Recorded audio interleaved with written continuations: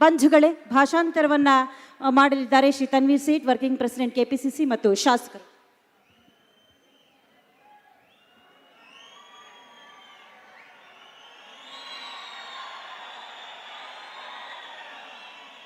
ये ट्रांसलेशन यहाँ से करेगा? I think कभी might be better here.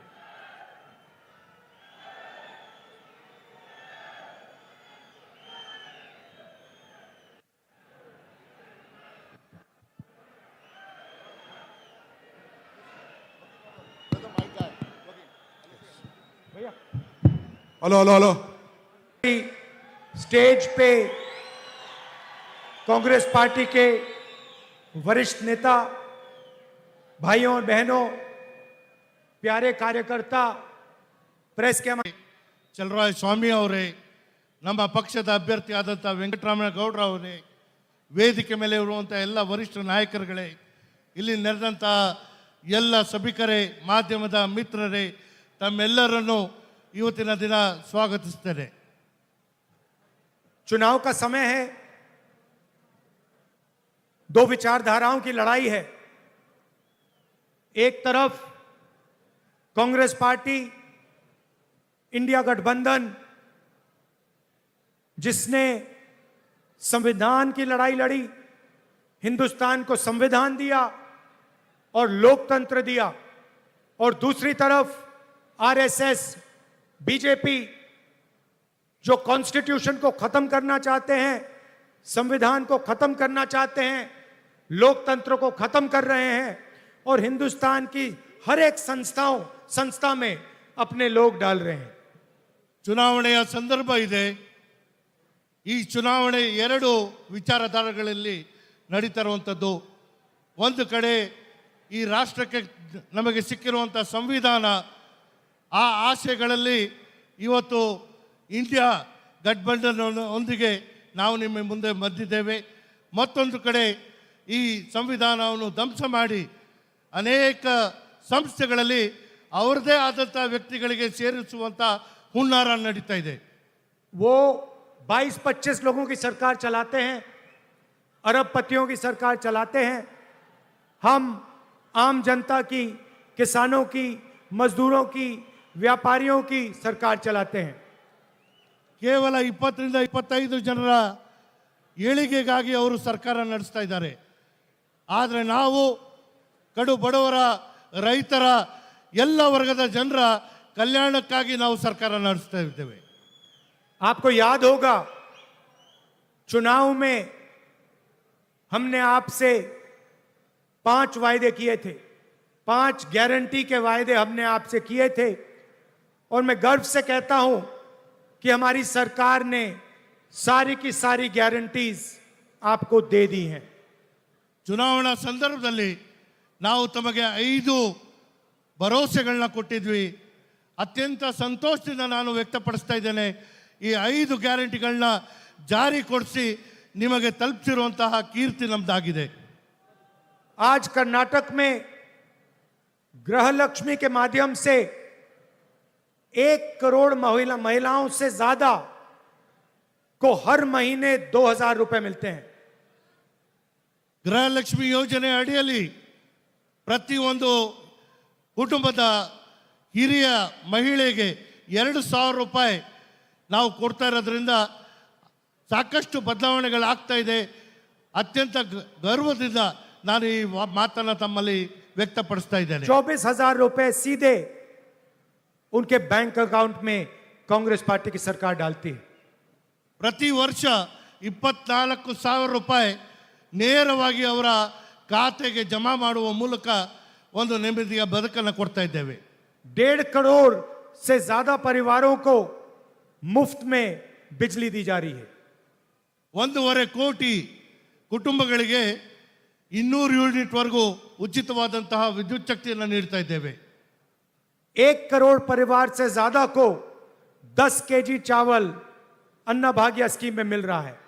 Annabhagya ಯೋಜನೆ ಅಡಿಯಲ್ಲಿ 1 ಕೋಟಿಗಿಂತ ಹೆಚ್ಚಿನ ಒಂದು ಕುಟುಂಬಗಳಿಗೆ ಪ್ರತಿ ತಿಂಗಳು 10 ಕೆಜಿ ಅಕ್ಕಿ ಕೊಡುವಂಥ ಯೋಜನೆಯನ್ನು ಜಾರಿ ಮಾಡಿದ್ದೇವೆ. और युवा निधि स्कीम के माध्यम से 3,000 रुपए हर महीने 1.5 लाख युवाओं को दिया जा रहा है। ಯುವ ನಿಧಿ ಯೋಜನೆ ಅಡಿಯಲ್ಲಿ ಪದವೀಧರ ಯುವಕರಿಗೆ ಪ್ರತಿ ತಿಂಗಳು 3,000 ರೂಪಾಯಿಯಂತೆ ನಾವು ಈ ಯೋಜನೆ ಜಾರಿ ಮಾಡಿ ಸುಮಾರು 1.5 ಲಕ್ಷ ಯುವಕರಿಗೆ ಇದರಿಂದ ಸಹಾಯ ಆಗಿದೆ। और कर्नाटक एक प्रदेश है जहां हमारी बहनें, हमारी माता बस में फ्री में घूमती हैं। ಕರ್ನಾಟಕ ರಾಜ್ಯದ ಉದ್ದಕ್ಕೂ ನಮ್ಮ ಮಹಿಳೆಯರು, ಹೆಣ್ಮಕ್ಕಳು ಸರ್ಕಾರಿ ಬಸ್ಗಳಲ್ಲಿ ಉಚಿತವಾಗಿ ಪ್ರಯಾಣ ಮಾಡುವಂಥ ಯೋಜನೆಗಳನ್ನ ಜಾರಿ ಮಾಡಿದ್ದೇವೆ। अब चुनाव का समय है, हमने नेशनल लेवल पर 5 गारंटी देने का वायदा किया है। ಇವತ್ತು ನಿಮಗೆ ಗೊತ್ತಿರಂಗೆ ಚುನಾವಣಾ ಸಂದರ್ಭ ಇದೆ। AICC ಮೂಲಕವೂ ಕೂಡ ನಾವು 5 ಗ್ಯಾರಂಟಿಗಳನ್ನ ಜಾರಿ ಮಾಡುವಂಥದ್ದಿದ್ದೇವೆ। आपने मीडिया पे देखा होगा कि हिंदुस्तान के किसान हर प्रदेश में, कर्नाटक में नहीं, तेलंगाना में नहीं, मगर जहां भी बीजेपी है वहां पर आंदोलन कर रहे हैं। ತಮಗೆ ಗೊತ್ತಿದೆ, ರಾಷ್ಟ್ರ ವ್ಯಾಪ್ತಿಯಲ್ಲೇ ಇವತ್ತು ಏನು ರೈತರ ಸಂಕಷ್ಟ ಕೇವಲ ಕರ್ನಾಟಕ ಅಥವಾ ತೆಲಂಗಾಣ ಅಷ್ಟೇ ಅಲ್ಲ, ಬಿಜೆಪಿ ಆಡಳಿತದಲ್ಲಿರುವಂಥ ರಾಜ್ಯಗಳಲ್ಲೂ ಕೂಡ ರೈತರು ಸಂಕಷ್ಟದಲ್ಲಿದ್ದಾರೆ।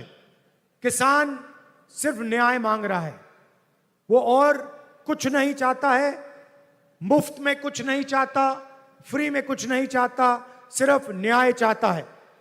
ರೈತರು ತಮ್ಮ ಬದುಕಿನಲ್ಲಿ ಯಾರ ಮುಂದೆ ಹಸ್ತನು ಚಾಚುವುದಿಲ್ಲ, ಅವರಿಗೆ ನ್ಯಾಯ ಬೇಕಾಗಿದೆ, ಆ ನ್ಯಾಯ ಕೊಡುವಂಥದ್ದಕ್ಕೆ ನಾವು ಮುಂದಾಗ್ತಾ ಇದ್ದೇವೆ। भारत जोड़ो यात्रा में मैं यहां से निकला था, 4,000 किलोमीटर चला कन्याकुमारी से कश्मीर तक, और हजारों किसानों से मेरी बात हुई। ಭಾರತ್ ಜೋಡೋ ಯಾತ್ರೆ ನಾನು ಇಲ್ಲಿಂದ ಪ್ರಾರಂಭ ಮಾಡಿದಂತಹ ಸಂದರ್ಭದಲ್ಲಿ ಸುಮಾರು 4,000 ಕಿಲೋಮೀಟರ್ ಪಾದಯಾತ್ರೆ ಮಾಡೋ ಮೂಲಕ ನನ್ನ ದಾರಿ ಉದ್ದಕ್ಕೂ ರೈತರ ಸಂಕಷ್ಟನ ನೋಡಿದ್ದೇನೆ, ಅವರ ಜೊತೆ ಚರ್ಚೆ ಮಾಡಿದ್ದೇನೆ। और किसानों ने मुझे 2-3 बातें कही। पूरे हिंदुस्तान में सारे के सारे किसान 2-3 बात कह रहे थे। ಇಡೀ ಪಾದಯಾತ್ರೆಯ ಮೂಲಕ ರೈತರು ನನ್ನ ಹತ್ರ ಮನವಿ ಮಾಡಿಕೊಂಡಿದ್ದು ಕೇವಲ 2-3 ವಿಚಾರಗಳಲ್ಲಿ, ಅದು ಆ 2-3 ವಿಚಾರಗಳನ್ನು ನಾನು ಆಲಿಸಿದ್ದೇನೆ। पहला सवाल हर किसान पूछता है, कहता है कि राहुल जी, कोई भी मार्केट में अपना प्रोडक्ट बेचता है तो उसे उस प्रोडक्ट के लिए सही दाम मिलता है, मगर जब किसान अपनी मेहनत बेचना चाहता है, धान बेचना चाहता है, शुगर केन बेचना चाहता है, तो उसे सही दाम नहीं मिलता है। ಯಾರೇ ತಮ್ಮ ಪದಾರ್ಥವನ್ನು ಮಾರುಕಟ್ಟೆಯಲ್ಲಿ ಕೊಟ್ಟಾಗ ನ್ಯಾಯವಾದಂತಹ ಬೆಲೆ ಸಿಕ್ಕುತ್ತೆ, ಆದರೆ ರೈತರು ಬೆಳೆದಂತಹ ಬೆಳೆ, ಅದು ಕಬ್ಬಾಗಿರ್ಬೋದು, ಭತ್ತ ಆಗಿರ್ಬೋದು, ನಾವು ಮಾರುಕಟ್ಟೆಗೆ ಕೊಟ್ಟಂತಹ ಸಂದರ್ಭದಲ್ಲಿ ನ್ಯಾಯವಾದಂತಹ ಬೆಲೆ ನಮಗೆ ಸಿಕ್ಕುತ್ತಿಲ್ಲ। दूसरी बात किसानों ने कही कि अरबपतियों का कर्जा माफ हो जाता है। लाखों करोड़ रुपए नरेंद्र मोदी जी ने हिंदुस्तान के सबसे अमीर लोगों का माफ किया है। 25 लोगों का 16 लाख करोड़ रुपए उन्होंने माफ किया, मतलब 24 साल का मनरेगा का पैसा उन्होंने 25 लोगों को दे दिया। ರೈತರ ಎರಡನೇ ಪ್ರಶ್ನೆ, ನಮ್ಮ ಸಾಲ ಮನ್ನಾ ಯಾಕೆ ಆಗುತ್ತಿಲ್ಲ? ರಾಷ್ಟ್ರ ವ್ಯಾಪ್ತಿಯಲ್ಲಿ ಕೇವಲ 20-25 ಜನರ 16 ಲಕ್ಷ ಕೋಟಿ ರೂಪಾಯಿ ಮನ್ನಾ ಮಾಡಕ್ಕೆ ಸಾಧ್ಯ ಆಗುತ್ತೆ, ಅದು ನಮ್ಮ ಪಾಲಿನ ಹಣವು ಕೂಡ ಮನ್ನಾ ಆಗುವಂಥದ್ದು ಆಗಬೇಕು। तो किसान ये सवाल पूछता है कि अरबपतियों का कर्जा माफ होता है, किसानों का क्यों नहीं होता? ಈ ರಾಷ್ಟ್ರದಲ್ಲಿ ಶ್ರೀಮಂತರ ಸಾಲ ಮನ್ನಾ ಮಾಡಕ್ಕೆ ಸಾಧ್ಯ ಆಗುತ್ತೆ, ರೈತರ ಸಾಲ ಮನ್ನಾ ಮಾಡುವಂಥದ್ದಕ್ಕೆ ಮುಜುಗರ ಯಾಕೆ ಆಗ್ತೀರಾ ಅಂತ। और तीसरा सवाल जो हर किसान पूछता है, प्रधानमंत्री बीमा योजना के बारे में। ಮೂರನೇ ಪ್ರಶ್ನೆ, ಪ್ರಧಾನಮಂತ್ರಿ ವಿಮೆ ಯೋಜನೆ, ಇದರ ವಿಚಾರದಲ್ಲಿ ನನ್ನ ಮುಂದೆ ಕೇಳಿದ್ದಾರೆ।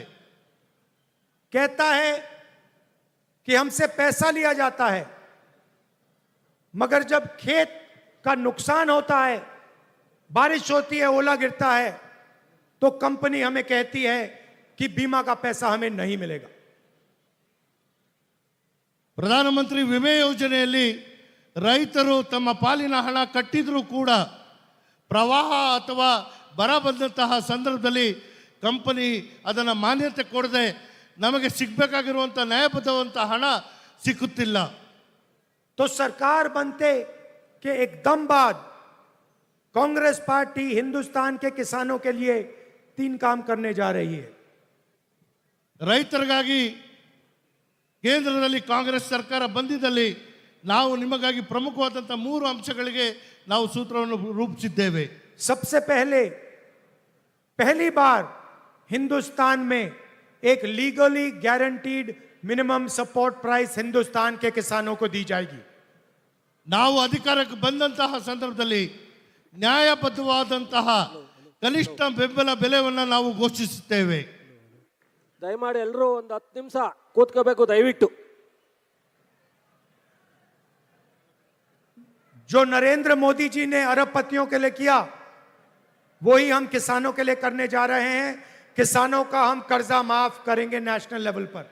ನರೇಂದ್ರ ಮೋದಿ ಅವರು ಅವರ ಸ್ನೇಹಕೂಟಕ್ಕೆ ಏನು ಅವರ ಸಾಲ ಮನ್ನಾ ಮಾಡಿದ್ರು, ಅದೇ ರೀತಿಯಲ್ಲಿ ಈ ರಾಷ್ಟ್ರದ ಎಲ್ಲ ರೈತರ ಸಾಲ ಮನ್ನಾ ಮಾಡುವಂಥದ್ದಕ್ಕೆ ನಾವು ಮುಂದಾಗ್ತಾ ಇದ್ದೇವೆ. और किसानों की जो भी बीमा की क्लेम्स होंगी, इंश्योरेंस की क्लेम्स होंगी, उनको हम 30 दिन के अंदर सेटल करवा देंगे।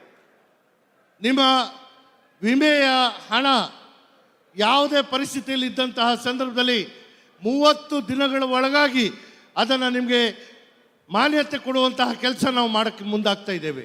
आज कर्नाटक में महिलाओं को 2000 रुपए हर महीना मिलता है। ಇವತ್ತು ಕರ್ನಾಟಕದಲ್ಲಿ ಗೃಹಲಕ್ಷ್ಮಿ ಯೋಜನೆ ಅಡಿಯಲ್ಲಿ ಪ್ರತಿ ತಿಂಗಳು 2000 ಕೊಡುವಂಥ ಯೋಜನೆ ಜಾರಿಯಲ್ಲಿದೆ. साल के 24,000 रुपए आपको मिलते हैं। ವರ್ಷದ 24 16 घंटे काम करती है। ಪುರುಷರು 8 ಗಂಟೆ ಸೇವೆ ಸಲ್ಲಿಸಿದ ಕೆಲಸ ಮಾಡುವಂಥವ್ರಾದರೆ ನಮ್ಮ ಮಹಿಳೆಯರು ದಿನದ 16 ಗಂಟೆ, ಕನಿಷ್ಠ 16 ಗಂಟೆ ಸೇವೆ ಮಾಡ್ತಾರೆ. इसीलिए हिंदुस्तान के हर गरीब परिवार में एक महिला को कांग्रेस पार्टी और इंडिया गठबंधन की सरकार साल के 1 लाख रुपए सीधा बैंक अकाउंट में डाल के देने वाली है। ಈ ಕಾರಣಕ್ಕಾಗಿಯೇ ನಾವು ಇಂಡಿಯಾ ಏನು ಒಂದು ಒಕ್ಕೂಟದಿಂದ ನಾವು ಅಧಿಕಾರಕ್ಕೆ ಬಂದಂತಹ ಸಂದರ್ಭದಲ್ಲಿ ಮಹಿಳೆಯರಿಗೆ ವಿಶೇಷವಾಗಿ 1 ವರ್ಷಕ್ಕೆ 1 ಲಕ್ಷ ರೂಪಾಯಿ ನಾವು ಘೋಷಣೆ ಮಾಡ್ತಾ ಇದ್ದೇವೆ. आज आपको यहां 24,000 रुपए मिलता है। चुनाव के एकदम बाद हमारी सरकार बनेगी और आपको 1,24,000 रुपए मिलने वाला है। ಇದು ಇವತ್ತು ಕರ್ನಾಟಕದಲ್ಲಿ ಮಹಿಳೆಯರಿಗೆ ಗೃಹಲಕ್ಷ್ಮಿ ಯೋಜನೆಯಲ್ಲಿ 2,000 ಅಂತೆ 24,000 ಸಿಗ್ತಾ ಇದೆ. ಮುಂದೆ ಚುನಾವಣೆಯ ನಂತರ ನಮ್ಮ ಸರ್ಕಾರ ಬಂದಿದ್ದಾದರೆ 1,24,000 ಹಿರಿಯ ಮಹಿಳೆಗೆ ಸಿಕ್ಕಬೇಕು. दिल्ली की सरकार हर महीने गरीब महिलाओं के बैंक अकाउंट में 8,500 रुपए डालेगी। ಕೇಂದ್ರ ಸರ್ಕಾರ ಬಂದಿದ್ದಲ್ಲಿ ಪ್ರತಿ ತಿಂಗಳು ಮಹಿಳೆಯರ ಖಾತೆಗೆ 8,500 ನೇರವಾಗಿ ಜಮಾ ಮಾಡುವಂಥ ಯೋಜನೆ ನಾವು ತರ್ತೇವೆ. और कर्नाटक की सरकार 2,000 रुपए। ಅದರ ಜೊತೆಗೆ ಕರ್ನಾಟಕ ಸರ್ಕಾರದ 2,000 ರೂಪಾಯಿ ಅದು ಮುಂದುವರಿಯುತ್ತೆ. सबसे गरीब परिवारों के बैंक अकाउंट में हर महीने 10,500 रुपए ठकाठक जाएगा। ಪ್ರತಿ ಬಡ ಕುಟುಂಬದ ಮಹಿಳೆಯರ ಹೆಸರಿಗೆ 8,500 ಕೇಂದ್ರದ್ದು, 2,000 ರಾಜ್ಯ ಸರ್ಕಾರದ್ದು, 10,500 ಪ್ರತಿ ತಿಂಗಳು ಯಾವುದೇ ಕಾರಣಕ್ಕೂ ತಪ್ಪದೆ ನಿಮಗೆ करोड़ों परिवारों की जिंदगी बदल जाएगी। करोड़ों परिवारों की जिंदगी बदल जाएगी। ಕೋಟ್ಯಾಂತರ ಜನರ ಜೀವನದಲ್ಲಿ ಬದಲಾವಣೆಯನ್ನು ಕಾಣುವಂಥದ್ದು ಸಾಧ್ಯ ಆಗುತ್ತೆ. क्रांतिकारी काम है। ಇದು ಒಂದು ಕ್ರಾಂತಿಕಾರಿಯಾದಂಥ ಹೆಜ್ಜೆ. मगर कांग्रेस पार्टी वहां नहीं रुकी। कांग्रेस पार्टी वहां नहीं रुकी। ಯಾವುದೇ ಕಾರಣಕ್ಕೂ ಕಾಂಗ್ರೆಸ್ ಪಾರ್ಟಿ ಅಲ್ಲಿಗೆ ಮಾತ್ರ ಸೀಮಿತ ಆಗಲ್ಲ. एक महिला को साल के 1 लाख रुपए. अब आप पूछोगे बेरोजगार युवाओं का क्या होगा? ಮಹಿಳೆಯರಿಗೆ 1 ಲಕ್ಷ ಕೊಡುವಂಥದ್ದು ನಾವು ಹೇಳಿದ್ದೇವೆ. ಆದರೆ ನಿಮ್ಮ ಪ್ರಶ್ನೆ ನಮ್ಮ ಏನು ಯುವಕರಿಗೆ ನಿಮ್ಮ ಬೇಡಿಕೆ ನಿಮ್ಮ ಕಾರ್ಯಕ್ರಮಗಳು ಏನು ಅಂತ. मैं आज कर्नाटका के बेरोजगार युवाओं को बताने आया हूं. ನಿರುದ್ಯೋಗಿ ಯುವಕರಿಗೆ ಇವತ್ತು ನಾನು ಈ ಸಂದೇಶ ಕೊಡೋಕೆ ಬಂದಿದ್ದೇನೆ. कांग्रेस पार्टी आपके लिए क्या करने जा रही है? ऐतिहासिक क्रांतिकारी काम करने जा रही है. ಒಂದು ಐತಿಹಾಸಿಕವಾದಂಥ ಕಾರ್ಯಕ್ರಮವನ್ನು ನಿಮ್ಮ ಮುಂದೆ ನಾನು ತಂದಿದ್ದೇನೆ. शायद जो आप अपने सपने में भी नहीं देख सकते थे. ನಾವು ನಮ್ಮ ಕನಸು ಮನಸ್ಸಲ್ಲೂ ಆಲೋಚನೆ ಮಾಡದೇ ಇರುವಂತ योजना का नाम पहली नौकरी पक्की. ಯಾರು ಪದವಿಯನ್ನು ಮುಗಿಸಿರ್ತಾರೆ ನಿಮಗೆ ಕೆಲಸ ನಿಶ್ಚಿತವಾಗಿ ಕೊಡುವಂತಹ ಯೋಜನೆ. पहली नौकरी पक्की मतलब जो भी बेरोजगार युवा हैं उनको हम पहली नौकरी का अधिकार देने जा रहे हैं. ಯಾರು ನಿರುದ್ಯೋಗ ಯುವಕರು ಯುವತಿಯರು ಇದ್ದಾರೆ ಅವರು ಪದವಿ ಮಾಡಿದ ಕೂಡಲೇ ಅವರಿಗೆ ಮೊದಲನೇ ಕೆಲಸವನ್ನ ಕೊಡುವಂತಹ ಯೋಜನೆ ನಾವು ಜಾರಿ ಮಾಡಲಿದ್ದೇವೆ. आप आज अपने आप से पूछो, अगर आप कर्नाटक में युवा हो, आप अपने आप से एक सवाल पूछो. अगर आपके पास डिप्लोमा है, अगर आप ग्रेजुएट हो, यूनिवर्सिटी के कॉलेज के ग्रेजुएट हो, तो कांग्रेस पार्टी की सरकार आपको एक अधिकार देने जा रही है. ನನ್ನ ಯುವಕ ಯುವತಿಯರೇ, ನೀವು ನಿಮ್ಮ ಪದವಿ ಅಥವಾ ಡಿಪ್ಲೊಮಾ ಮುಗಿಸಿದ ಮೇಲೆ ನೀವು ಆಲೋಚನೆ ಮಾಡಿ. ಒಬ್ಬ ಯುವಕ ಡಿಪ್ಲೊಮಾ ಮಾಡಿ ಅಥವಾ ಡಿಗ್ರಿಯನ್ನು ಮುಗಿಸಿದ ಮೇಲೆ ಅವನ ಮುಂದೆ ಇರುವಂಥ ಭವಿಷ್ಯ ಏನು ಅಂತ ಆಲೋಚನೆ ಮಾಡಿ. अमीर घर के बच्चे नौकरी करने से पहले अप्रेंटिसशिप करते हैं, बड़ी बड़ी कंपनियों में जाते हैं, पब्लिक सेक्टर में जाते हैं, सरकारी ऑफिसेज में जाते हैं. ಈ उनको ರಾಜ್ಯ उनको उनको 6 महीने की 1 साल की नौकरी मिलती है, पेड नौकरी होती है, उसमें उनकी ट्रेनिंग होती है. ये हक आज तक हिंदुस्तान के गरीब युवाओं को नहीं मिला. ಶ್ರೀಮಂತರ ಮಕ್ಕಳು ಅವರ ಶಿಫಾರಸು ಮೂಲಕ ಅನೇಕ ಕಾರ್ಖಾನೆಗಳಲ್ಲಾಗಲಿ ಅಥವಾ ಪಬ್ಲಿಕ್ ಸೆಕ್ಟರಲ್ಲಾಗಲಿ ಅಥವಾ ಸರ್ಕಾರಿ ಸಂಸ್ಥೆಗಳಲ್ಲಾಗಲಿ ಅವರು ಅಪ್ರೆಂಟಿಸ್ಶಿಪ್ ಮಾಡಿ ಅವ್ರಿಗೆ ತಿಂಗಳಿಗೆ ಸಂಭಾವನೆ ಬರುವಂಥ ಯೋಜನೆ ನಾವು ಕೊಡಕ್ಕೆ ಸಾಧ್ಯ.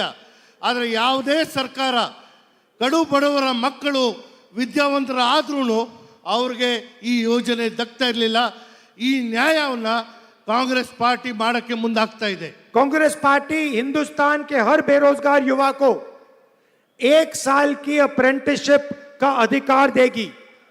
1 साल में युवा को हर महीने 8,500 रुपए मिलेगा, 1 साल का 1 लाख रुपए मिलेगा और बेस्ट क्वालिटी की उसको ट्रेनिंग मिलेगी. ನಮ್ಮ ಸರ್ಕಾರ ಬಂದಿದ್ದಲ್ಲಿ ನಮ್ಮ ರಾಷ್ಟ್ರ ವ್ಯಾಪ್ತಿಯ ಯುವಕ ಯುವತಿಯರಿಗೆ ಅವರು ಅವರ ವಿದ್ಯೆಯನ್ನು ಏನು ಪದವಿ ಅಥವಾ ಡಿಪ್ಲೊಮಾ ಮಾಡಿದ ಮೇಲೆ ಅಪ್ರೆಂಟಿಸ್ಸಿನ ಈ ಒಂದು ಅಧಿಕಾರ ಎಲ್ಲ ಬಡ ಕುಟುಂಬಗಳಿಗೂ ವಿತರಿಸಿ ಪ್ರತಿ ತಿಂಗಳು 8,500 ಸಂಭಾವನೆಯನ್ನು ಕೊಟ್ಟು ವರ್ಷಕ್ಕೆ 1 ಲಕ್ಷ ರೂಪಾಯಿ ಕೊಡೋಕೆ ಮುಂದಾಗ್ತಾ ಇದೆ. हिंदुस्तान की इंडस्ट्रीज को, पब्लिक सेक्टर को करोड़ों ट्रेंड युवा मिलेंगे. ನಿಮಗೆ ತರಬೇತಿ ಕೊಡೋ ಮೂಲಕ ಈ ರಾಷ್ಟ್ರ ವ್ಯಾಪ್ತಿಯಲ್ಲಿರುವಂಥ ಕೈಗಾರಿಕೆಗಳು ಅಥವಾ ಉದ್ಯಮಿಗಳಿಗೆ ಉತ್ತಮವಾದಂತಹ ತರಬೇತಿ ಹೊಂದಿರುವಂಥ ಯುವಕರು ಲಭ್ಯವಾಗುತ್ತಾರೆ. ये है पहली नौकरी पक्की योजना. ಇದು ನಿಮ್ಮ ವಿದ್ಯೆಯನ್ನು ಮುಗಿಸಿದ ಕೂಡಲೇ ನಿಮ್ಮ ನೌಕರಿ ಪಕ್ಕಿ ಆಗುವಂಥ ಈ ಯೋಜನೆ ಕಾಂಗ್ರೆಸ್ ಇಂದ ನಾವು ಜಾರಿ 1 साल के बाद अगर युवा ने अच्छा काम किया तो उसकी नौकरी परमानेंट हो जाएगी. ನೀವು ನಿಮ್ಮ ತರಬೇತಿ ಸಂದರ್ಭದಲ್ಲಿ ಉತ್ತಮವಾದಂತಹ ಕಾರ್ಯವನ್ನು ನಿರ್ವಹಿಸಿದಲ್ಲಿ ನಿಮ್ಮ ಆ ವೃತ್ತಿಯಲ್ಲಿ ಆ ಹುದ್ದೆ ಕಾಯಂ ಆಗುವಂತಹ ಯೋಜನೆಯು ಕೂಡ ನಾವು ಜಾರಿ ಮಾಡ್ತೇವೆ. हमारी सरकार दुनिया में पहली सरकार होगी जो अप्रेंटिसशिप का अधिकार अपने युवाओं को देने जा रही है. ಇಡೀ ವಿಶ್ವದಲ್ಲೇ ಅಪ್ರೆಂಟಿಸ್ ಟ್ರೈನಿಂಗ್ ಏನಿದೆ ನಮ್ಮ ಯುವಕ ಯುವತಿಯರಿಗೆ ಜಾರಿ ಮಾಡ್ತಾ ಇರುವಂಥದ್ದು ಇದು ವಿಶ್ವದಲ್ಲೇ ಮೊದಲನೇ ಒಂದು ರಾಷ್ಟ್ರ ಆಗುತ್ತೆ, ಅದು ಭಾರತ. किसानों की मैंने बात की, महिलाओं की बात की, युवाओं की बात की, मजदूरों की भी बात करनी है. ರೈತರ ವಿಚಾರ ಮಾತಾಡಿದ್ದೇವೆ, ಮಹಿಳೆಯರ ವಿಚಾರ ಮಾತಾಡಿದ್ದೇವೆ, ಯುವಕ ಯುವತಿಯರ ವಿಚಾರ ಮಾತಾಡಿದ್ದೇವೆ. ಈಗ ನಾನು ಕಾರ್ಮಿಕ ವಿಚಾರ ಮಾತಾಡುತ್ತೇನೆ. हिंदुस्तान में हम 400 रुपए की मिनिमम वेज लगाने जा रहे हैं. ನರೇಗಾದಲ್ಲಿ 400 ರೂಪಾಯಿ ಪ್ರತಿದಿನ ಕೂಲಿಯನ್ನು ನಾವು ನಿಗದಿ ಮಾಡಕ್ಕೆ ಹೋಗ್ತಾ ಇದ್ದೇವೆ. मनरेगा पहले गांव में होता था, हम मनरेगा शहर में भी चलाएंगे. ನರೇಗಾ ಯೋಜನೆ ಕೇವಲ ಗ್ರಾಮೀಣ ಭಾಗಕ್ಕೆ ಮಾತ್ರ ಸೀಮಿತ ಇತ್ತು, ಅದನ್ನು ಈಗ ನಗರ ಪ್ರದೇಶಕ್ಕೂ ನಾವು ಜಾರಿ ಮಾಡಲಿದ್ದೇವೆ. और जो आशा और आंगनवाड़ी की महिलाएं हैं उनकी हम आमदनी दुगनी करने जा रहे हैं. ಆಶಾ ಮತ್ತು ಅಂಗನವಾಡಿ ಕಾರ್ಯಕರ್ತರಿಗೆ ಅವರ ಬದುಕನ್ನು ಹಸನು ಮಾಡುವಂಥದ್ದಕ್ಕೆ ಅವರ ಸಂಭಾವನೆಯನ್ನು ದುಗ್ನ ಮಾಡುವಂಥ ಕೆಲಸ ನಾವು ಮಾಡಕ್ಕೆ ಮುಂದಾಗ್ತಾ ಇದ್ದೇವೆ. सरकार में और पब्लिक सेक्टर यूनिट में लाखों लोग कॉन्ट्रैक्ट बेसिस पे काम करते हैं. ಇದು ಸರ್ಕಾರದ ರಾಷ್ಟ್ರ ಮಟ್ಟದಲ್ಲಿ ಅಥವಾ ರಾಜ್ಯ ಮಟ್ಟದಲ್ಲಿ ಲಕ್ಷಾಂತರ ಯುವಕ ಯುವಕರು ಗುತ್ತಿಗೆ ಆಧಾರದ ಮೇಲೆ ನೌಕರಿಯನ್ನು ಮಾಡ್ತಾ ಇದ್ದಾರೆ. उनकी कोई जॉब सिक्योरिटी नहीं होती, उनको कभी भी नौकरी से निकाला जा सकता है. ಅವರ ನೌಕರಿ ಯಾವುದೇ ಕಾರಣಕ್ಕೂ ಕಾಯಂ ಆಗಕ್ಕೆ ಸಾಧ್ಯ ಇಲ್ಲ. ಯಾವಾಗ ಬೇಕಾದರೂ ಅವ್ರಿಗೆ ಆ ನೌಕರಿಯಿಂದ ತೆಗೆದಾಕುವಂತಹ ಅವಕಾಶಗಳು ಹೆಚ್ಚಾಗಿದೆ. ये जो कॉन्ट्रैक्ट लेबर है, ठेकेदारी प्रथा है, इसको हम सरकार में और पब्लिक सेक्टर कंपनीज में खत्म करने जा रहे हैं. ಇದು ಗುತ್ತಿಗೆ ನೌಕರಿ ಮಾಡುವಂತಹ ಪದ್ಧತಿಯನ್ನ ಸರ್ಕಾರಿ ಅರೆ ಸರ್ಕಾರಿ ಸಂಸ್ಥೆಗಳಲ್ಲಿ ಸಂಪೂರ್ಣವಾಗಿ ನಾವು ನಿಷೇಧ ಮಾಡುವಂಥದ್ದಕ್ಕೆ ಮುಂದಾಗುತ್ತೇವೆ. अगर सरकार में पब्लिक सेक्टर में किसी को नौकरी मिलेगी, चाहे वो कोई भी हो, किसी भी जात का हो, गरीब हो, उसे परमानेंट नौकरी मिलेगी. ಸರ್ಕಾರ ಮತ್ತು ಅರೆ ಸರ್ಕಾರಿ ನೌಕರಿಯಲ್ಲಿ ಗುತ್ತಿಗೆ ಪದ್ಧತಿಯನ್ನು ರದ್ದು ಮಾಡಿ ಯಾವುದೇ ಯುವಕ ಯುವತಿ ನೌಕರಿಗೆ ಸೇರಿದಂತಹ ಸಂದರ್ಭದಲ್ಲಿ ಜಾಬ್ ಸೆಕ್ಯೂರಿಟಿ ಹೊಂದಿಗೆ ಅವರ ನೌಕರಿಯನ್ನು ಕಾಯಂ ಮಾಡುವಂಥ ಕೆಲಸ ನಾವು ಮಾಡಕ್ಕೆ ಮುಂದೆ. जॉब सिक्योरिटी होगी और रिस्पेक्ट होगी. बिना रिस्पेक्ट, बिना जॉब सिक्योरिटी हम उसे नहीं जीने देंगे. हम उसको 100% रिस्पेक्ट और जॉब सिक्योरिटी देंगे. ನಿಮ್ಮ ನೌಕರಿ ಮಾಡುವಂಥ ಸ್ಥಳದಲ್ಲಿ ಗೌರವ ಮತ್ತು ನಿಮ್ಮ ನೌಕರಿಯನ್ನು ಕಾಯಂ ಮಾಡುವ ಮೂಲಕ ನಿಮಗೆ ಗೌರವದಿಂದ ನಡೆಸಿಕೊಳ್ಳುವಂಥ ಕೆಲಸ ಮಾಡುತ್ತೇವೆ. आपने कुछ दिन पहले नरेंद्र मोदी जी का इंटरव्यू देखा होगा. ಕೆಲವು ದಿನಗಳ ಹಿಂದೆ ತಾವೆಲ್ಲರೂ ನರೇಂದ್ರ ಮೋದಿ ಅವರ ಸಂಭಾಷಣೆಯನ್ನು ಕೇಳಿರಬಹುದು. उस इंटरव्यू में उन्होंने इलेक्टोरल बॉन्ड्स के बारे में चर्चा की. ತಾವು ಆ ಸಂಭಾಷಣೆಯಲ್ಲಿ ಚುನಾವಣಾ ಬಾಂಡ್ಗಳ ವಿಚಾರದಲ್ಲಿ ಕೇಳಿರಬಹುದು. 1-1.5 घंटे का इंटरव्यू था. उन्होंने इलेक्टोरल बॉन्ड्स की सफाई देने की कोशिश की. 1-1.5 ಗಂಟೆ ಅವರ ಸಂಭಾಷಣೆ ಏನು ಮಾಧ್ಯಮದೊಂದಿಗೆ ಮಾತಾಡಿದ್ದಾರೆ. ಎಲೆಕ್ಷನ್ ಬಾಂಡ್ಸಿನ ಕುರಿತು ಸಮಜಾಯಿಸಿ ಕೊಡುವಂಥ ಪ್ರಯತ್ನ ಅವರು ಮಾಡ್ತಾ ಇದ್ರು. एक काम कीजिए, उस वीडियो को आप देखिए, गूगल पे जाइए, उनका इंटरव्यू देखिए, और जब वो इलेक्टोरल बॉन्ड्स की बात करते हैं तो उनके हाथ कांप रहे हैं. ತಾವೊಂದು ಕೆಲಸ ಮಾಡಿ, ಗೂಗಲ್ನಲ್ಲಿ ಅದು ಆ ಸಂಭಾಷಣೆ ಲಭ್ಯವಿದೆ, ನೀವೆಲ್ಲರೂ ಅದನ್ನು ನೋಡಿ. ಎಲೆಕ್ಷನ್ ಬಾಂಡ್ ವಿಚಾರ ಅವರು ಮಾತಾಡುವಂಥ ಸಂದರ್ಭದಲ್ಲಿ ಅವರ ಕೈ ನಡುಕ್ತಾ ಇದ್ದಂಥದ್ದು ತಾವೆಲ್ಲರೂ ನೋಡಬಹುದು. क्योंकि इलेक्टोरल बॉन्ड्स हिंदुस्तान का सबसे बड़ा भ्रष्टाचार है. ಚುನಾವಣೆಯ ಬಾಂಡ್ಗಳು ಏನು ಎಲೆಕ್ಷನ್ ಬಾಂಡ್ಗಳು ಮಾಡಿದ್ರು, ವಿಶ್ವದಲ್ಲೇ ಇದು ಎಲ್ಲದಕ್ಕಿಂತ ದೊಡ್ಡ ಒಂದು ಏನು ಕರಪ್ಷನ್ ಹಗರಣ ಆಗಿದೆ. प्रधानमंत्री कहते हैं इलेक्टोरल बॉन्ड से हिंदुस्तान का राजनीतिक सिस्टम साफ होगा. ಪ್ರಧಾನಮಂತ್ರಿಯವರು ಹೇಳ್ತಾರೆ ಈ ಚುನಾವಣೆ ಬಾಂಡ್ ಮೂಲಕ ರಾಜಕೀಯ ವ್ಯವಸ್ಥೆಯಲ್ಲಿ ಸ್ವಚ್ಛತೆ ಬರುತ್ತೆ ಅಂತ ಹೇಳಿ. फिर पैसे किसने दिए, किसको दिए, किस तारीख दिए, वो सारा छुपा दिया उन्होंने. ಈ ಎಲೆಕ್ಷನ್ ಬಾಂಡ್ಗಳು ಯಾರಿಂದ ಪಡ್ಕೊಂಡ್ರಿ, ಎಲ್ಲಿ ಖರ್ಚು ಮಾಡಿದ್ರಿ ಅನ್ನೋದನ್ನ ಸಂಪೂರ್ಣವಾಗಿ ನಿಗೂಢವಾಗಿ ನಮ್ಮ ಮುಂದೆ ಇಟ್ಟಿದ್ದಾರೆ. सुप्रीम कोर्ट ने उनकी योजना को रद्द कर दिया, कहा यह इलेक्टोरल बॉन्ड स्कीम इलीगल है, बंद कर दिया उसे. ಸರ್ವೋಚ್ಚ ನ್ಯಾಯಾಲಯವು ಬಹಳ ಕಠಿಣವಾಗಿ ಹೇಳಿದೆ ಈ ಎಲೆಕ್ಷನ್ ಬಾಂಡ್ ಅನ್ನು ಸಂಪೂರ್ಣವಾಗಿ ರದ್ದು ಮಾಡಬೇಕು ಅಂತ ಹೇಳಿ. और कहा कि सारा डेटा पब्लिक को दिखाओ. ಜೊತೆಗೆ ಸರ್ವೋಚ್ಚ ನ್ಯಾಯಾಲಯ ಹೇಳ್ತು ಎಲ್ಲಿಂದ ನಿಮಗೆ ಈ ಹಣ ಸಂಗ್ರಹ ಆಗಿದೆ, ಇದು ಪಡಿಬೇಕಾದ್ರೆ ನಿಮ್ಮ ಕಾರಣಗಳೇನು, ಇದು ಬಹಿರಂಗವಾಗಿ ಸಾರ್ವಜನಿಕರಿಗೆ ತಿಳಿಸಬೇಕು ಅಂತ ಹೇಳಿ. डेटा पब्लिक होता है तो पता लगता है. एक दिन किसी कंपनी को कॉन्ट्रैक्ट मिलता है, उसके एकदम बाद वही कंपनी बीजेपी को हजारों करोड़ रुपए पकड़ा देती है. ಈ ಮಾಹಿತಿ ಸಾರ್ವಜನಿಕ ವಲಯದಲ್ಲಿ ಬಂದಂತಹ ಸಂದರ್ಭದಲ್ಲಿ ಗೊತ್ತಾಗುತ್ತೆ. ಕೆಲವು ಕಂಪನಿಗಳಿಗೆ ಕೆಲಸದ ಆದೇಶ, ಕಾರ್ಯ ಆದೇಶ ಕೊಟ್ಟಿದ ಮೇಲೆ ಮಾರನೇ ದಿವಸ ಬಿಜೆಪಿಗೆ ಲಕ್ಷಾಂತರ ರೂಪಾಯಿ ಕೂಡಿಕರಿಸಿ ಎಲೆಕ್ಷನ್ ಬಾಂಡ್ ಮೂಲಕ ಪಡ್ಕೊಂಡಿರುವಂಥದ್ದು. किसी कंपनी पर सीबीआई इंक्वायरी होती है, ईडी की इंक्वायरी होती है, कुछ ही दिन बाद वो कंपनी बीजेपी को पैसा देती है और सीबीआई इंक्वायरी खत्म हो जाती है. ತಮಗೆ ಗೊತ್ತಿದೆ, ಭ್ರಷ್ಟಾಚಾರವನ್ನು ನಿರ್ಮೂಲನೆ ಮಾಡುವಂತಹ ನೆಪದಲ್ಲಿ ಕೆಲವರ ಮೇಲೆ ಸಿಬಿಐ, ಇಡಿ ಮತ್ತು ಇನ್ಕಮ್ ಟ್ಯಾಕ್ಸ್ ದಾಳಿಗಳನ್ನ ಮಾಡಿ ಅವರಿಗೆ ಹೆದರಿಸಿ ಅವರಿಂದ ಹಣವನ್ನು ವಸೂಲಿ ಮಾಡಿ ಸಿಬಿಐ, ಇಡಿ ಅಥವಾ ಇನ್ಕಮ್ ಟ್ಯಾಕ್ಸ್ ಮುಕದ್ದಮೆಗಳನ್ನ ರದ್ದು ಮಾಡಿರುವಂಥದ್ದು ನಮ್ಮ ಮುಂದೆ ಮಾಹಿತಿ ಇದೆ. सड़कों पे इसे एक्सटॉर्शन कहा जाता है, हफ्तेबाजी कह जाती है. ಇದಕ್ಕೆ ವಾರ ವಸೂಲಿ ಮಾಡುವಂತಹ ಪರಿಸ್ಥಿತಿಗೆ ಇವರು ತಂದು ನಿಲ್ಲಿಸಿದ್ದಾರೆ. आमतौर से यह काम छोटे छोटे गुंडे करते हैं. ಇದು ಸಾಮಾನ್ಯವಾಗಿ ನಮ್ಮ ಮಧ್ಯೆ ಇರುವಂತಹ ಕೆಲವು ಗೂಂಡಾಗಳು ಮಾಡುವಂತ ಕೆಲಸ. ಇವತ್ತು ಒಂದು किसी को धमका दिया और उससे पैसे ले लिए. ಕೆಲವರಿಗೆ ಹೆದರಿಸಿ ಬೆದರಿಸಿ ಹಣ ಪಡ್ಕೊಂಡು दुनिया का सबसे बड़ा एक्सटॉर्शन स्कैम इलेक्टोरल बॉन्ड्स है. ವಿಶ್ವದಲ್ಲೇ ಅತ್ಯಂತ ಗಂಭೀರವಾದಂತಹ ಒಂದು ಭ್ರಷ್ಟಾಚಾರದ ಸ್ಕ್ಯಾಮ್ ಅಂದ್ರೆ ಇದು ಎಲೆಕ್ಷನ್ ಬಾಂಡ್. इसीलिए इसको समझाते हुए प्रधानमंत्री के हाथ कांप रहे थे. ಈ ಕಾರಣಕ್ಕಾಗಿಯೇ ಇದರ ಸಮಜಾಯಿಸಿ ಕೊಡುವಂತಹ ಸಂದರ್ಭದಲ್ಲಿ ಪ್ರಧಾನಿ ನರೇಂದ್ರ ಮೋದಿ ಅವರ ಕೈ ನಡುಕ್ತಾ ಇದ್ದಂಥದ್ದು ನಾವೆಲ್ಲರೂ ನೋಡುವ. सरकार ने कंपनियों को धमकाकर, डराकर उनसे पैसे लिए हैं. ಸರ್ಕಾರ ತನ್ನ ಒಂದು ಪ್ರಭಾವವನ್ನು ಬೀರಿ ಕೈಗಾರಿಕಾ ಉದ್ಯಮಿಗಳಿಗೆ ಹೆದರಿಸಿ ಬೆದರಿಸಿ ಹಣವನ್ನು ವಸೂಲಿ ಮಾಡಿರುವಂಥದ್ದು. हजारों करोड़ के इंफ्रास्ट्रक्चर के प्रोजेक्ट्स देने के बाद हफ्ता लिया है, शेयर लिया है, प्रॉफिट शेयर लिया है. ಕೋಟ್ಯಾಂತರ ರೂಪಾಯಿ ಬೆಳೆ ಬಾಳುವಂತಹ ಅಭಿವೃದ್ಧಿ ಕೆಲಸಗಳಲ್ಲೂ ಕೂಡ ಅವರು ಯಾರಿಗೆ ಕೊಟ್ಟಿದ್ದಾರೆ ಅವರಿಂದ ಇವರು ಹಫ್ತಾ ವಸೂಲಿ ಮಾಡೋ ರೀತಿಯಲ್ಲಿ ಹಣ ಸಂಗ್ರಹ ಮಾಡಿದ್ದಾರೆ. मगर ये बातें आपको मीडिया नहीं कहेगी, क्योंकि मीडिया आपकी नहीं है, किसानों की नहीं है, मजदूरों की नहीं है.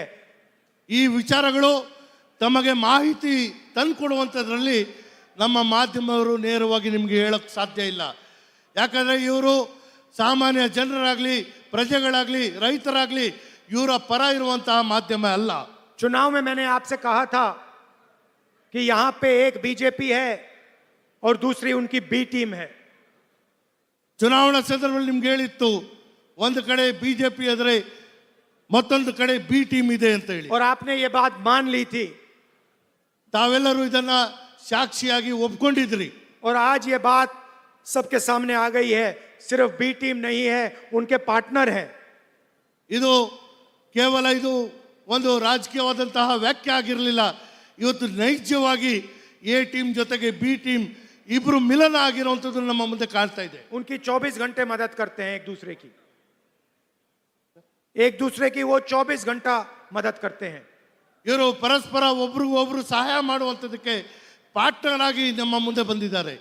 यहाँ पे आप कांग्रेस पार्टी के कैंडिडेट को जिताइए, भारी बहुमत से जिताइए और पूरे कर्नाटक में कांग्रेस पार्टी का समर्थन कीजिए. ಇಲ್ಲಿ ತಾವೆಲ್ಲರೂ ಕಾಂಗ್ರೆಸ್ ಪಕ್ಷದ ಅಭ್ಯರ್ಥಿಗೆ ಆಶೀರ್ವಾದವನ್ನು ಮಾಡಬೇಕು, ಗೆಲ್ಲಿಸಬೇಕು. ಇದೇ ರೀತಿಯಲ್ಲಿ ರಾಜ್ಯದ ಉದ್ದಕ್ಕೂ ಕಾಂಗ್ರೆಸ್ ಪಕ್ಷವನ್ನು ಬೆಂಬಲಿಸಬೇಕಾಗಿ ನಾನು और हमारे जो कार्यकर्ता हैं, बब्बर शेर हैं, आपको दिल से मैं धन्यवाद करता हूं कि आप हमारी विचारधारा के लिए और कांग्रेस के लिए 24 घंटा लड़ते हो, अपना खून पसीना देते हो. ನನ್ನ ಪಕ್ಷದ ಕಾರ್ಯಕರ್ತರು, ಈ ಪಕ್ಷದ ಸಿಪಾಯಿಗಳು, ನಿಮ್ಮ ಮೇಲೆ ನನ್ನ ನಂಬಿಕೆ ಇದೆ. ನೀವೆಲ್ಲರೂ ನಮ್ಮ ಪಕ್ಷಕ್ಕೆ ಬೆಂಬಲವನ್ನು ಕೊಡಿಸೋದ್ರಲ್ಲಿ ಮುಂದಾಗಿ. धन्यवाद. जय हिंद. ಜೈ ಹಿಂದ್.